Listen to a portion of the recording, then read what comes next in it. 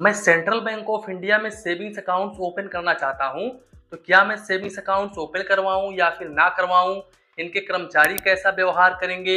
इस savings accounts के ऊपर हमको बेनिफिट्स कितना मिलेगा? कितना हिडन चार्जेस देना पड़ेगा?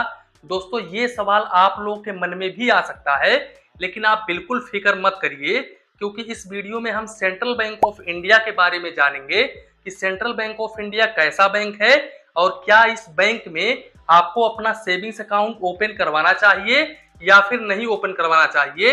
और अगर आप सेविंग्स अकाउंट्स ओपन करवाते हैं तो उस सेविंग्स अकाउंट्स के ऊपर आपको कितना बेनिफिट्स देखने को मिलता है और कितना हिडन चार्जेस देना पड़ता है।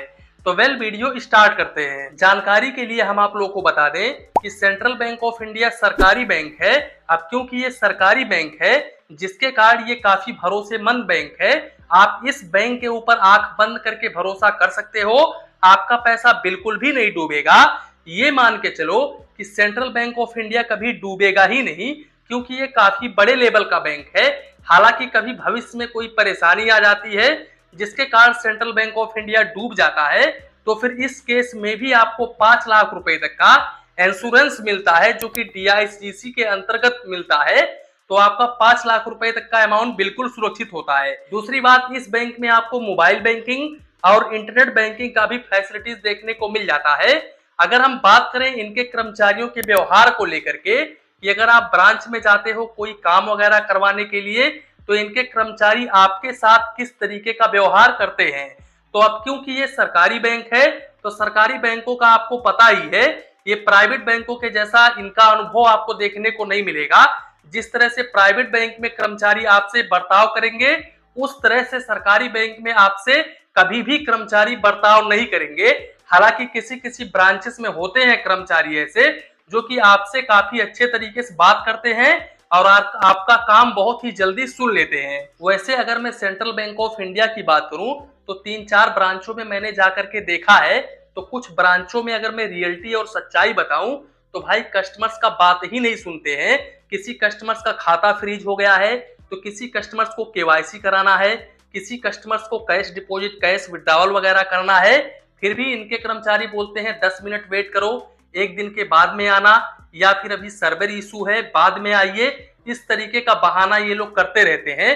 हालांकि सरकारी बैंक है, सरकारी बैंक में ज्यादा सर्वर इशू होता है, लेकिन इतना भी नहीं होता है कि इतना ज्यादा सर्वर इशू हो जाए कि 4-4 5-5 घंटे काम ही ना करे। क्योंकि मैं लगातार उस ब्रांच में 3 बार 4 बार विजिट करके आया हूं, जिसके कारण मैं आपको बता रहा हूं। लेकिन वहीं पर अगर मैं कुछ ब्रांचों की और बात कर लूं तो कुछ ब्रांचों में भाई इनके कर्मचारी काफी अच्छे होते हैं, कस्टमर्स के साथ में काफी अच्छा बर्ताव करते हैं। अब आप एक हिसाब से ये मान के चलो कि यहाँ पर भाई प्राइवेट बैंकों के जैसा अनुभव नहीं मिलता है। दूसरी बात, अब ये ऐसा क्यों करते हैं, इसका 2 रीजन हो सकता है।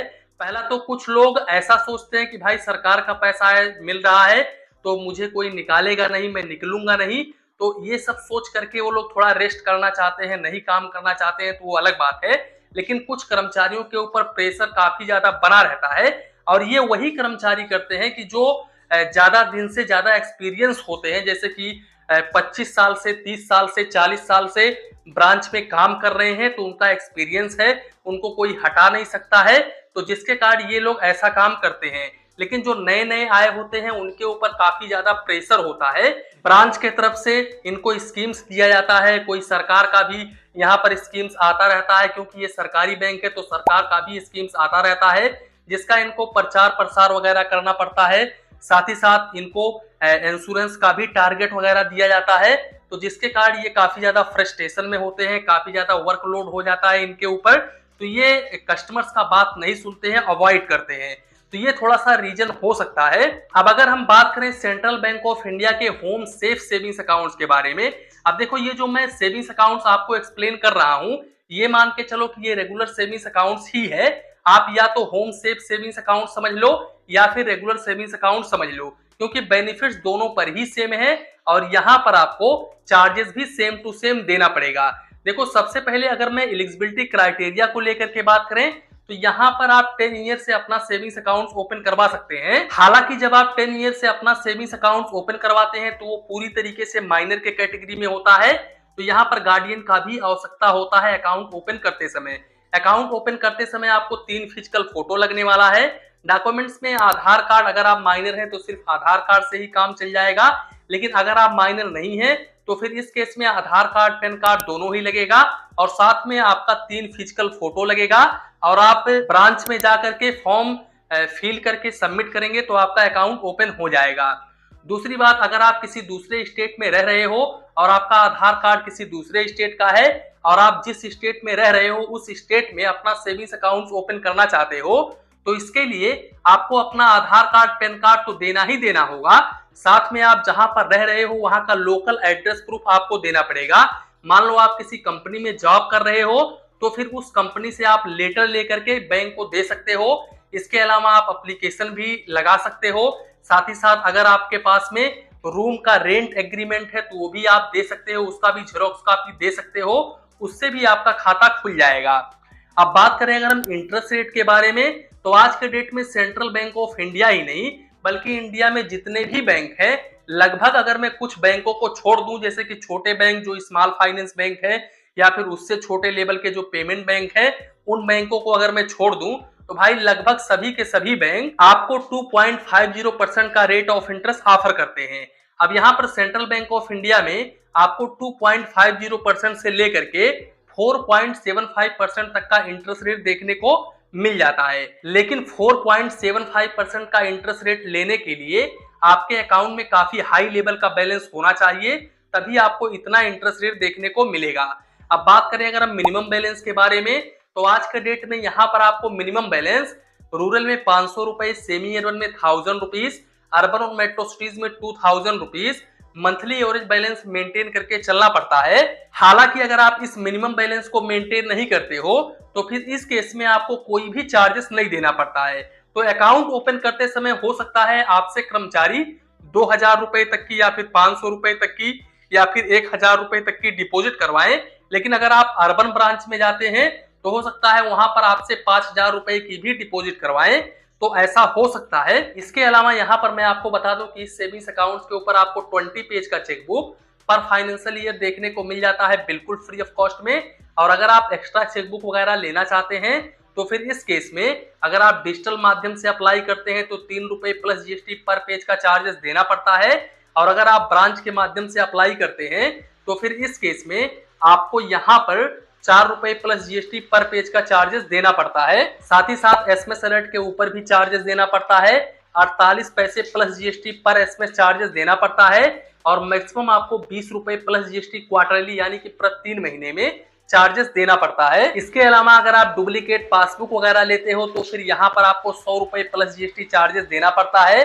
और अगर आप होम ब्रांच के माध्यम से या फिर नॉन होम ब्रांच के माध्यम से कैश डिपॉजिट वगैरह करते हो तो फिर 1 महीने में आप 5 बार कैश डिपॉजिट बिल्कुल फ्री ऑफ कॉस्ट में कर सकते हो, और अगर आप इस लिमिट को क्रॉस करते हो तो फिर इस केस में 25 रुपए plus GST per transaction charges देना पड़ता है। इसके अलावा अगर हम वैल्यू ऑफ लिमिट की बात करें तो यहाँ पर डे आप अप टू 2 लाख रुपए तक कैश डिपॉजिट कर सकते हैं।